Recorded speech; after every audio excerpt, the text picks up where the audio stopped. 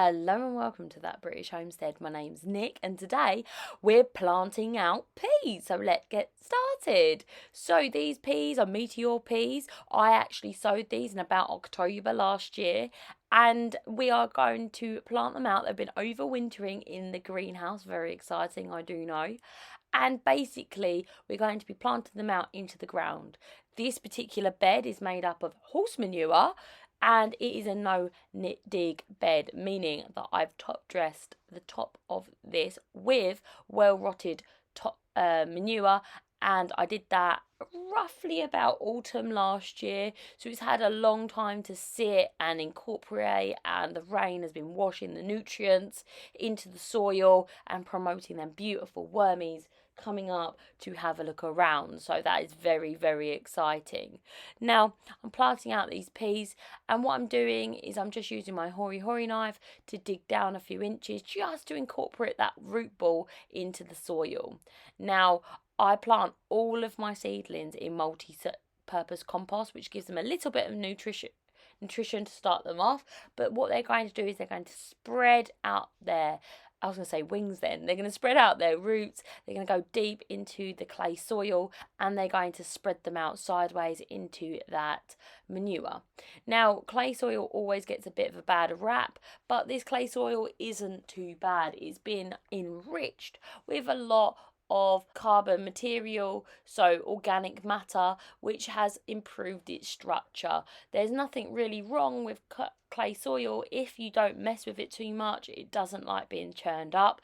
At home I actually have a bed that's made completely out of clay soil, and it was topsoil from our garden because we had a bit of a building job and got lots and lots of soil left over. So what we did was we made a raised bed, and that raised bed that we made was like, how to describe it, it was like butternut squash soup. It was that sort of consistency, like, you know when you do it too thick and it's like baby food. It was like that. It had a lot of water with particles kind of like suspended in it, but once it kind of settled down it became absolutely rock hard, and it was because that whole structure was disturbed. But this has not really ever been dug by me. I mean, it probably was dug by the previous owner, but that was a few years ago. So the soil has started to actually get a structure to it. As you can see, it's not actually that hard for me to actually plant out in it. I do need my knife though, because it isn't light and fluffy like you would have a no dig bed. And to be honest, these root balls are very, very long and thin, so they do need to go a little bit into the soil. Jasmine's down here at the allotment, as you've just seen. She is helping me. She's actually put that stake everywhere around the allotment. I think it was like the 20th time that she started hammering it in somewhere. I'm not telling her to stop or anything. I'm just like, oh yeah, that's really useful. Thank you, Jasmine. Because I think it's really good for her to have them sort of skills. She's learning to use a hammer. She's learning to drive a stake. We're very happy with her doing stuff like that down the allotment. That's why we bring her along. So these peas, I'm really excited about having a little bit of an early harvest from them. I'm hoping that I'm going to have a harvest in about March time from these peas. I've never really overwintered peas before, so this is a new experience. I was so excited when I found that I could overwinter meteor. I know that lots of people don't overwinter peas and don't overwinter vegetables. It's something that I'm really looking forward to doing because I really like the tradition of eating peas around about Easter, which is, I believe, April this year, which I'm hoping that I'm going to have these long harvested for. I'm also getting sort of geared up for the spring. I'm planting loads and loads of seeds at home, and basically these seeds at home I'm starting out under grow lights with heat. I'm nurturing them. I've just pricked them out, which means I put them into bigger little cells, and now I'm looking at them and thinking, you don't really need this space. You don't need to have the grow lights. You're taking up space that I could be starting my tomato seeds off with, etc. So I'm starting to plant out stuff that I have down the allotment so that I can actually replace it with the hardier little seedlings that I've produced, which will be absolutely fine, actually thrive in the greenhouse because the greenhouse is unheated. However, things like brassicas, things that are hardy, like sweet pea, that, you know, as soon as I say that, you're probably rolling your eyes going, why is she wasting the heat on them? And the reason why I was is to germinate them, but now they've germinated and they've become a little plants. They have no right. No, they just don't need to be down under the grow lights with heat. So I'm going to be replacing them down the allotment so that basically they have more light and they're able to sort of acclimate to a normal temperature, so that when they get big and strong, they can actually be planted out into the ground with no sort of worry about acclimating them as much as if they were indoors, if that makes sense. Sorry, I got a little bit of cold again. I feel like I'm always ill. It's probably because I spend so much time outside in the rain. I got a little bit of a cold. So here I'm just basically working them out. I always end up, I don't really buy seed trays.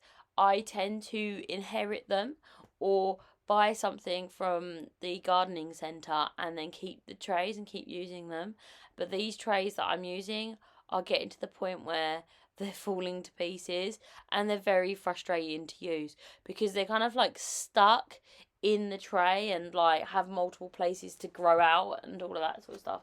So it is a bit annoying using secondhand things, but to be honest, I just wouldn't buy seed trays, and I'm actually looking forward to getting a load from my nan because she buys bedding plants each year. So I'm going to continue doing that. Now, these peas, like I said, I'm going to be planting them out. I'm a little bit rubbish at hardening things off. So I start doing it and then I'm like, I'm just going to plant them out. So that's what I'm going to do. And so because of that, even though they're frost hardy, I am going to cover them in frost cloth for a little while.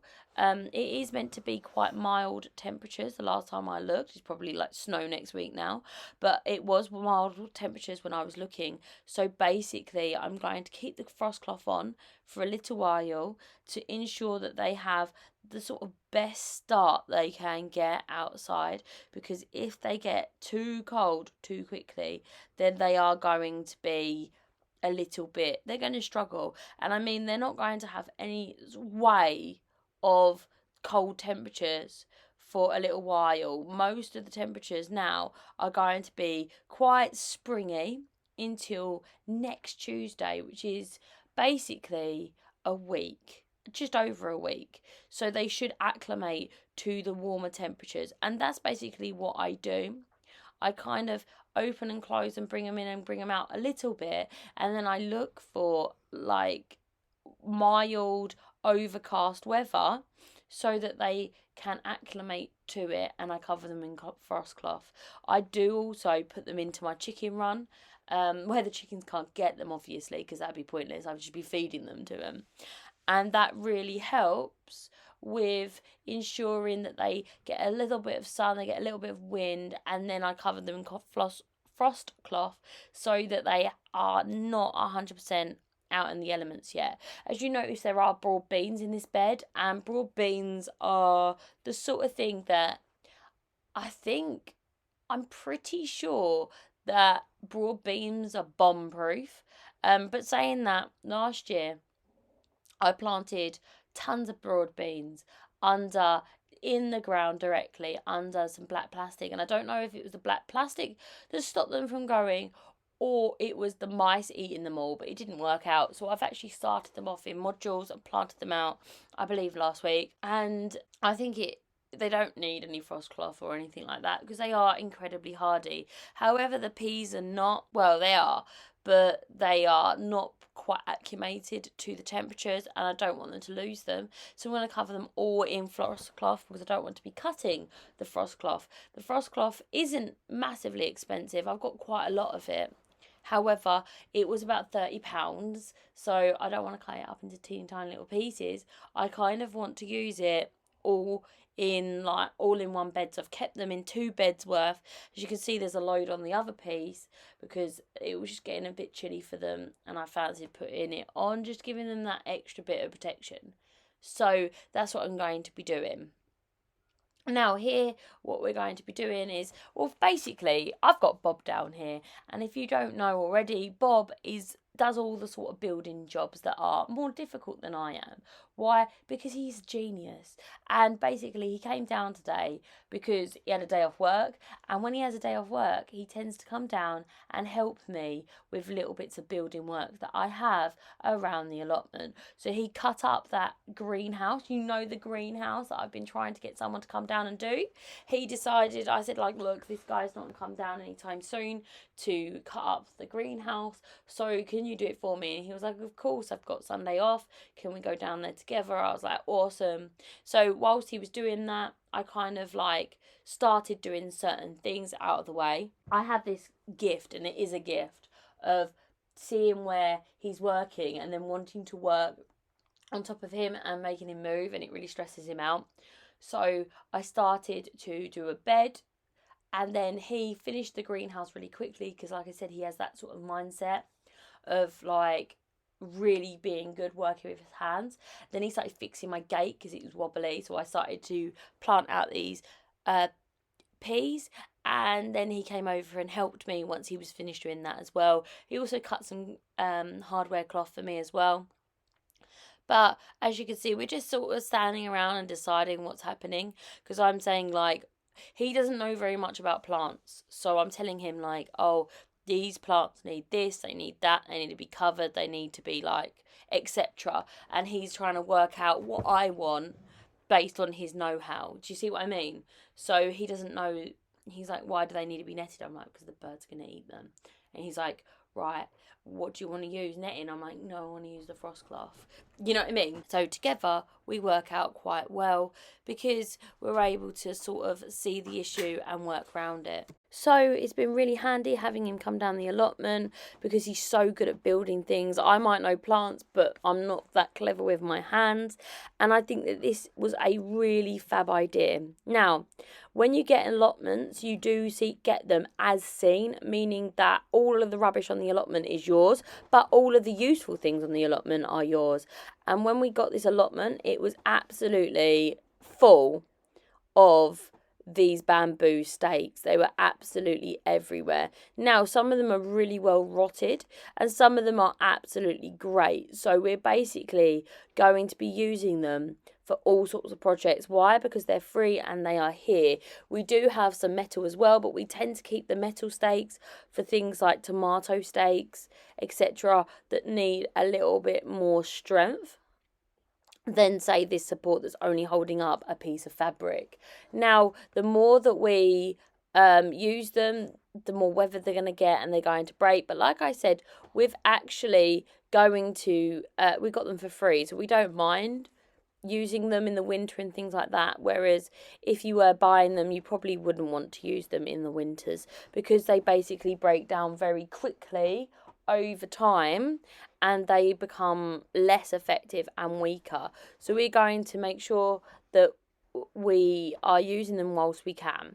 Now we're just basically using some wire and some pliers, and we're twisting the wire, the gardening wire by the way, which is galvanized, around the bamboo stakes just to hold them together. Now this is a really great way of making sure that they're not wobbling about and falling about, and it also reduces the amount of cable ties we're using, because cable ties, you cut them off at the end and they end up going into landfill and things like that. They're difficult to use twice, whereas this galvanized metal you can use over and over again if you just untwist it until it snaps up into smaller and smaller pieces, and then you can recycle it. Now, Jasmine is helping us down the allotment and she's doing things like passing us stakes and finding the ones that are the correct sizes, because we need long ones and then short ones and etc. She's doing a really good job of that and she's passing them to us. So it is, everybody's helping out really nicely. Now, I really like this way of making beds and I'm probably going to pinch it from now on. I think it's better than the way that I've done it before, where I'm making holes in the fabric and poking it through. I really enjoy this way. It does involve having to push them down very, very hard, but also snapping the stakes. But like I said, if we haven't bought them, we should think of them as like a bonus, and we can use the shorter ones in future to do these exact jobs, which are going to be really helpful because there's so much stuff that we need to net. Peas, brassicas, all of your brassicas, which are kohlrabi, cabbage, Swedes, and all of them sort of stuff that we grow mainly for overwintering and things like that, and for the cold weather crops. We really need to cover them. Tomatoes, peppers, aubergines, cucumbers, all of that sort of good jazz. We don't really need to cover up. You see, I'm hesitating because I don't know if I'm going to cover up my cucumbers this year or not because we've got a lot of pest damage.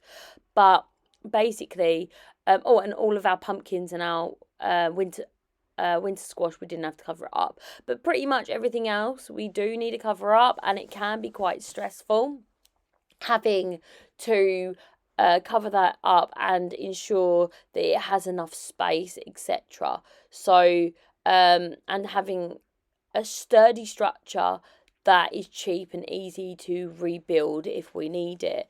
I could go out and buy a load of like polytunnels and have them over the allotment, but they're incredibly expensive, because I was looking at one the other day, and not only are they incredibly expensive, but we're only allowed one per allotment, so you can't exactly like make a giant polytunnel and grow everything in it, which would be awesome, wouldn't it? Could you imagine making the whole entire plot a polytunnel? It'd be absolutely wonderful, but no, we can't do that. So just bear that in mind. That obviously finances and things like that. So this is working out quite well because although the frost cloth is quite expensive, it's something that you can use again and again and again, and it's only going to be on for a few weeks, and then I'm going to be taking it somewhere else. I'm probably going to leave it for its first couple of frosts, where it's going to get down to like -1, -2, and then I'm going to go ahead and move it to another location where I'm probably going to be sowing something like carrots or whatever nearer the time, probably in a couple of weeks' time. So that is very exciting, I do know, but it is also a kind of little note to make sure that you guys know. Of course you do already, but I'm going to reiterate it, that this is where it kind of like tricks people. This is our false spring, so it will get up to spring temperatures and then it will go down to the minuses again, and then it will go up to like lows of 5, 7, and then it will go down the minuses again. It will do this right the way up until May in my area. So it says that our last frost is the last week of April, so by May we should be okay. That doesn't mean that you go out and you plant everything. You obviously watch the temperatures yourself, but expect the frost to come all the way until May. Then you can't get sort of caught out, because when I'm saying that there's no frost in May, as in there's so many years that there's never been a frost in May, that it's very unlikely. Now, you still watch the temperatures, and when it comes to chilies, you don't want to plant them out until you don't have any drops below 10 degrees, that's centigrade, at night time, because chilies really like being warm, so you don't plant them out probably until the end of May. But like I said, I'm going to be watching that and making sure that all my chilies and my peppers are going to be staying inside the house, or at least inside the greenhouse, until that is a reality, because basically it just allows them to have better development of peppers because it doesn't shock them. Now, saying that, my peppers last year, I followed that rule, and my goodness, I've still eaten peppers from last year, frozen in the freezer. We had so many peppers. Considering we only had a few plants, we had a ridiculous amount of peppers. So it worked last year, and I've read it, and I'm going to do it this year. If you're thinking that's absolutely rubbish, then please let me know down below, and I will take that into consideration. But I have found absolutely wonderful things where it comes to waiting a little while to plant them out at the correct times. And this is why we're covering up this particular bed, even with the broad beans, because I like to make sure that things are super safe before I abandon them to the elements. And like I said, Tuesday and I think Wednesday are going to be minuses, and then it's going to warm up again. So I want to kind of like baby them through their first frost. You're going to be okay, peas. Of course, they've been subjected to frosts in the greenhouse because it's not heated, but there's a difference between a frost in a greenhouse and a frost outside, and I just want to make sure that they're okay. We'll be okay, guys, so that when it comes to hardening off and stuff, I kind of like baby them a little bit. It's like I baby them in some instances, but in the summer I do try to keep watering and babying to the minimum and get them to develop that deep root system. Deep roots will help them grow really, really strong. So I try not to like encourage short roots. So I do deep watering instead of sprinkle water every day. Here I've got my loppers, and basically I'm just lopping the top off of these bamboo stakes so that they don't poke through and damage the frost cloth. I don't know why I'm really struggling to say them words, but that's what I'm doing here. So I'm just basically lopping them off, and it's really easy with these. They're really great. I use these to trim all of our trees down here at the allotment. You've got a buddleia that desperately needs to be lopped back. So that's what I'm going to be using with these. And then I get to do a big bonfire, and we like the big bonfires. So here I'm just going to go ahead and cover this up. The royal we, as in all of us are going to. And basically we just make sure that we aren't ripping it. The tops of these bamboo stakes can be very sharp. So I'm saying basically if you hear a noise, that's my impression of fabric being pulled over something spiky, please just lift it up. So we're flapping and we're lifting and we're ensuring that we have lots and lots of fabric being able to move and we're not dragging it over the spikes. We've also turned down, where we've twisted that metal, we're turning it down to point underneath so that nothing gets sort of ripped or anything like that, because the frost cloth only works really well when it doesn't have a hole in it. And I will be bringing down my needle and thread to sew it up if I need to.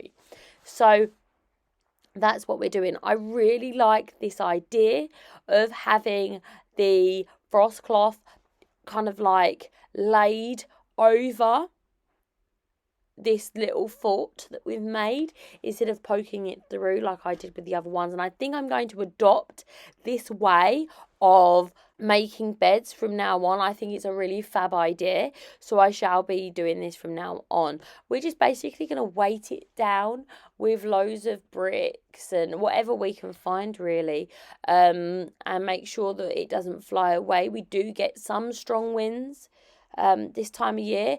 Touch wood, it's been all right this year, which means that brace yourself, it's going to be a storm soon. And but I like to make sure that we are prepared for that sort of stuff, because last year I wasn't prepared and I lost a greenhouse, which isn't that bad because I mean there was a lot worse damage. People lost their homes, people like it was a really bad sort of winter last. Thank you so much for watching, and if you haven't done already, like and subscribe, and I'll see you next time. Bye bye.